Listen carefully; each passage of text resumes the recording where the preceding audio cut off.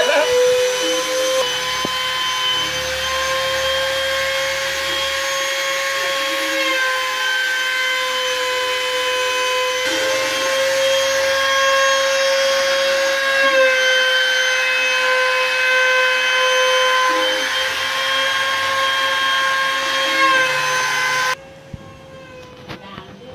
Hôm qua em và mẹ em đã về quê một chuyến.